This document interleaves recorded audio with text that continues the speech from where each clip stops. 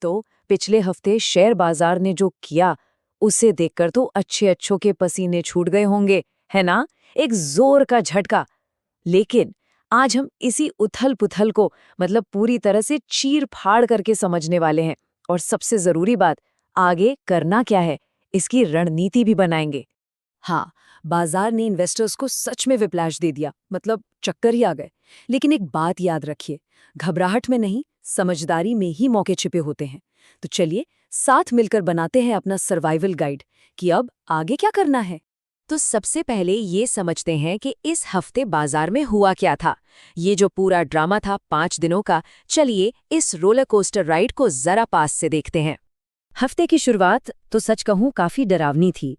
सोमवार को निफ्टी 23,842 पर, मतलब हर तरफ लाल ही लाल और जबरदस्त घबराहट का माहौल।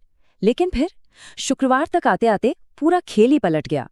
बाजार न सिर्फ संभला बल्कि 24,353 पर बंद होकर एक नया रिकॉर्ड बना गया। सोचिए जरा।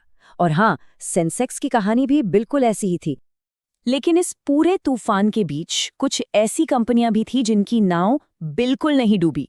हम बात कर रहे हैं HUL और नेस्ले जैसे डिफेंसिव स्टॉक्स की। ये तो चट्टान की तरह खड़े रहे और इसका कारण बहुत सिंपल है। सोच कर देखिए, बाजार चाहे कितना भी ऊपर नीचे हो जाए, क्या हम और आप चाय पीना, बिस्किट खाना या साबुन इस्तेमाल करना बंद कर देंगे? बिल्कुल नहीं। और बस यही इनकी असली ताकत है। अच्छा, तो ये तो हुई ऊपर ऊपर की बात। आप जरा पर्दा हटाते हैं और इन आंकड़ों के पीछे की असली कहानी पर चलते हैं। ये कहानी है दो बड़े इन्वेस्टर्स की, दो ऐसे खिलाड़ी जिनकी सोच इस हफ्ते एक दूसरे से बिल्कुल मतलब बिल्कुल ही अलग थी। और यहीं पर आता है कहानी का सबसे बड़ा ट्विस्ट।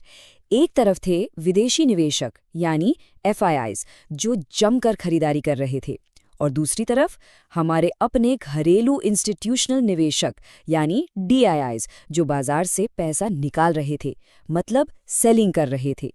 अब ये बात थोड़ी अजीब है क्योंकि अक्सर हमें इसका उल्टा देखने को मिलता है। तो भाई ये चल क्या रहा था? तो चलिए इस पहेली को सुलझाते हैं। हमें इन दो बड़े खिलाड़ियों के दिमाग में झांकना पड़ेगा कि आखिर दोनों अलग अलग दिशा में क्यों सोच रहे थे, उनकी एक्शन में इतना बड़ा फर्क क्यों था। तो पहले बात करते हैं विदेशी निवेशकों की। वो क्यों खरीद रहे थे? सबसे पहला और सबसे बड़ा कारण था डिस्काउंट। जी हाँ, सोमवार को जो बड़ी गिरावट आई ना, उसके बाद भारत की सबसे बड़ी और भरोसेमंद कंपनियां, जिन्हें हम ब्लू चिप स्टॉक्स भी कहते हैं, वो उन्हें काफी आकर्षक दाम पर मिल रही थी, मतलब सस्ते में मिल रही थी। इसके अलावा वो भविष्य की तरफ भी देख रहे थे। जियो का आने वाला बड़ा IPO, HDFC बैंक के नतीजे, इन सब बड़ी खबरों पर उनकी नजर थी, जिससे उन्हें अच्छी ग्रोथ की उम्मीद थी। ठीक है, तो फिर सवाल उठता है कि हमारे घरेलू फंड्स क्यों बेच रहे थे? इसका जवाब एक सिंपल से टर्म में है, प्रॉफिट बुकिंग। मतलब पिछली रैली में जो जबरदस्त मुनाफा हुआ था, अब उसे कैश में बदलने का टाइम था। उन्होंने इस रिकवरी को एक मौके की तरह देखा कि चलो जो स्टॉक्स महंगे हो गए हैं उन्हें बेचकर अपना मुनाफा जेब में रखा जाए। सिंपल। तो इस खींचतान के बीच हमने देखा कि कुछ स्टॉक्स सेफ हेवन या सुरक्षित ठिकाने बनकर उभरे। चलिए अब जरा इन डिफेंसिव स्टॉक्स की ही बात करते हैं। ये आखिर होते क्या हैं और HUL और नेस्ले जैसे शेयर ऐसे तूफानी माहौल में भी क्यों चमकते हैं? देखिए, एक बहुत पुरानी कहावत है जो बाजार पर एकदम फिट बैठती है। जब माहौल अनिश्चित हो तो लोग बुनियादी चीजों पर लौटते हैं। इन्वेस्टर्स ये बात बहुत अच्छे से जानते हैं।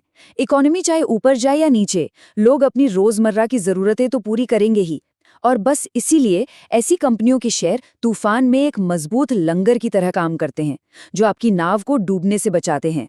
ओके, तो बड़े खिलाड़ियों की चाल तो हमने समझ ली, लेकिन अब आते हैं सबसे जरूरी सवाल पर कि एक रिटेल इन्वेस्टर यानी हम जैसे लोग, उन्हें क्या करना चाहिए। चलिए अब उन पक्के नियमों की बात करते हैं जो ऐसे माहौल में आपकी मेहनत की कमाई, आपकी पूंजी को सुरक्षित रखेंगे। ये 4 नियम हैं, इन्हें गांठ बांध लीजिए।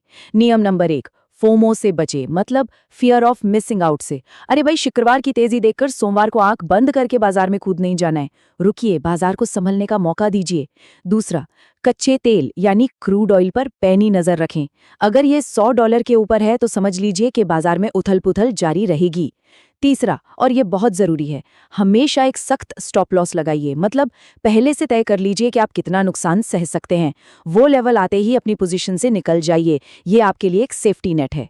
और चौथा नियम, क्वालिटी ही किंग है। हमेशा अपने सेक्टर की सबसे मजबूत, सबसे अच्छी कंपनियों के साथ ही रहिए। चलिए, अब आखिर में अगले हफ्ते के लिए एक फटाफट वाली चेकलिस्ट देख लेते हैं, ताकि आप पूरी तरह से तैयार रहें। तो अगले हफ्ते बाजार में उतरने से पहले ये बातें दिमाग में जरूर रखिएगा। 1, HDFC बैंक के तिमाही नतीजों पर ध्यान दें, क्योंकि वो पूरे बैंकिंग सेक्टर की दिशा तय कर सकते हैं। 2, अपनी ट्रेडिंग की पोजीशन साइज छोटी रखें, ज्यादा रिस्क मत लीजिए। और 3, सबसे जरूरी बात, आपकी पहली प्राथमिकता हमेशा अपनी पूंजी को बचाना होनी चाहिए। याद रखिए, मुनाफा कमाने के लिए बाजार हमेशा दूसरा मौका देता है। तो अब सबसे बड़ा सवाल यही बचता है कि ये जो रिकवरी हमने देखी, क्या ये एक नए बुल रन की मजबूत नींव है, या फिर ये एक बुल ट्रैप है, यानी बड़े खिलाड़ियों का बिछाया हुआ एक जाल। खैर, इसका जवाब तो वक्त ही देगा, लेकिन हमारी तैयारी पूरी होनी चाहिए। इस पर सोचिएगा जरूर।